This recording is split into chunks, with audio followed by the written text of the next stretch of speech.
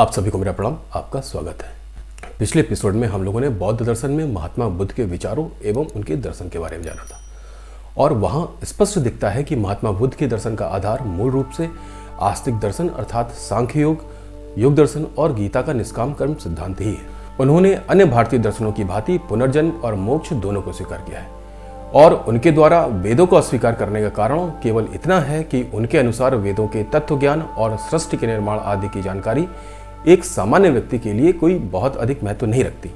उनके अनुसार एक सामान्य व्यक्ति के लिए वेदों की मेटाफिजिक्स से अधिक महत्वपूर्ण उसके जीवन की परेशानियां एवं दुख होते हैं। अतः उन्होंने कहा कि हमें मनुष्य के जीवन के दुखों को दूर करने के लिए अधिक प्रयासरत होना चाहिए, यह अधिक महत्वपूर्ण है। और सनातन धर्म की मूल विशेषता यही है कि समय समय पर अलग अलग कालखंडों में महान विद्वान और दार्शनिक लोग आते रहे और उस कालखंड की आवश्यकता अनुसार परिवर्तन करते रहे। यही कारण है कि सनातन धर्म सदा ही समय के अनुसार परिवर्तनशील और समावेशी रहा है।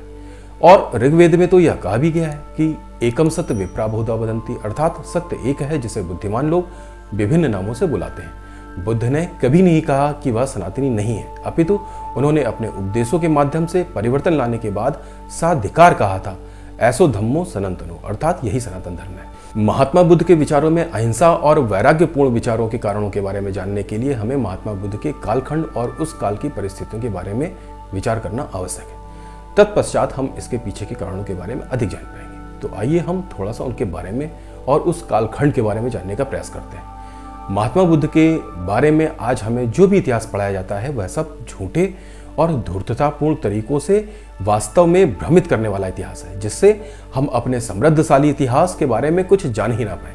यही कारण है कि यवन और मलेच्छों ने हमारे सभी इतिहास ग्रंथों को नष्ट और भ्रष्ट कर दिया और जब वह पूर्ण रूप से ऐसा नहीं कर पाए तब उन्होंने हमारे ग्रंथों को माइथोलॉजी कहना आरंभ कर दिया, जिससे हमारी नई पीढ़ियां ही हमारे इतिहास पर संदेह करने लगे और हमारी संस्कृति स्वयं ही नष्ट भ्रष्ट हो जाए। इसका सबसे बड़ा प्रमाण हमें अपने विष्णु पुराण के चतुर्थ अंश के 22वें अध्याय में सूर्यवंशी राजाओं के इतिहास में मिलता है। सूर्यवंशी राजा बृहद्दल ने महाभारत के युद्ध में भाग लिया था और इन्हीं राजा बृहद्दल की 24वीं पीढ़ी में महात्मा बुद्ध का जन्म हुआ था। तो इस अनुमान से महात्मा बुद्ध का जन्म महाभारत युद्ध के लगभग 200 से 250 साल के बीच हुआ था। यह वह समय था जब महाभारत युद्ध की विभीषिकाओं की स्मृतियां अभी भी सामान्य जनमानस की चेतना में जीवित थी। महाभारत युद्ध में बड़े बड़े साम्राज्य, बड़े बड़े योद्धा सब समाप्त हो गए थे। क्या राजवंश और क्या सामान्य सैनिक, कोई भेद नहीं। कुल मिलाकर लोगों की पीढ़ियां दर पीढ़ियां समाप्त हो गई थी। इसका अनुमान हम इस प्रकार लगा सकते हैं कि हमारी स्मृतियों में पिछले 1000 वर्षों की विभीषिकाएं आज भी जीवित हैं। ऐसा लगता है कि जैसे यह अभी कल की ही बात हो। ऐसे में कोई भी राजकुमार जो आने वाले समय में राजा बनने वाला हो और अचानक ही वह कमंडल लेकर सन्यासी बन जाए तो यह तो एक बहुत बड़ी बात थी।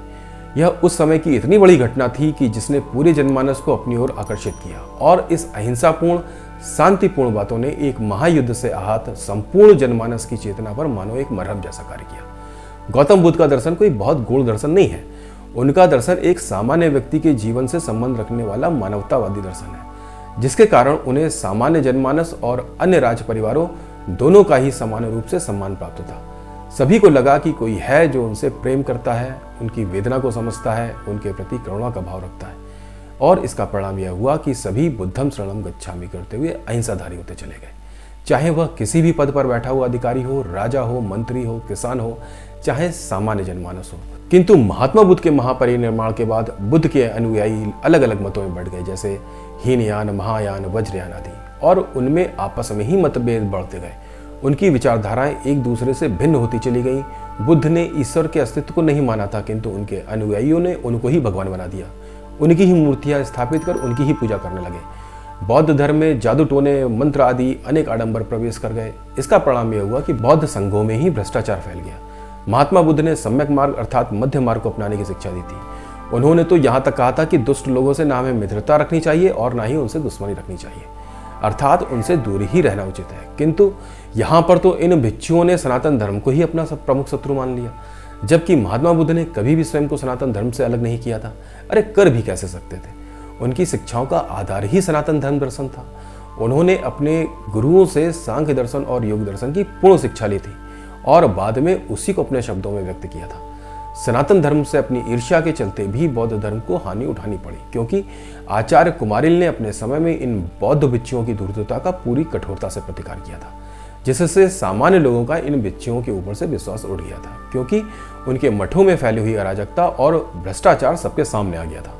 किंतु बाद में हूण, यवन और मलेच्छों के आक्रमण के समय, जो कि आदिकाल से ही समय समय पर भारत में लूटमार करने के उद्देश्य से आते रहते थे, इन आक्रमणों के समय बौद्ध धर्म की शिक्षाएं समाज और राष्ट्र के दृष्टिकोण से व्यर्थ प्रतीत होने लगी, क्योंकि युद्ध कोई विकल्प नहीं है।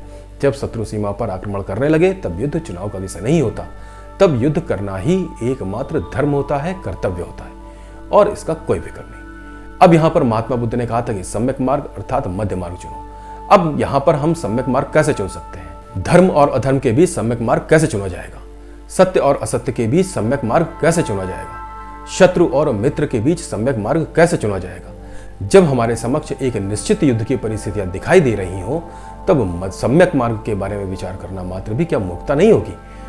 और इन आक्रमणों ने ही बौद्ध धर्म के विनाश का आरंभ किया। बाद में मलेच्छों के आक्रमण के समय बौद्ध धर्म का लगभग पूरी तरह अंत हो गया था। वास्तव में महात्मा बुद्ध के विचार किसी व्यक्ति के दुखों को दूर करने के लिए थे। यह विचार किसी राजतंत्र को अथवा सत्ता को चलाने के लिए उपयुक्त नहीं थे।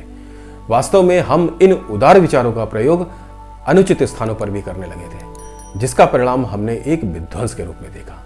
अब आप लोगों से निवेदन है कि कृपया वीडियो को लाइक कीजिए, शेयर कीजिए और कमेंट भी कीजिए, और चैनल को सब्सक्राइब अवश्य कर लीजिएगा। आज के लिए बस इतना ही। जय हिंद, वंदे मातरम।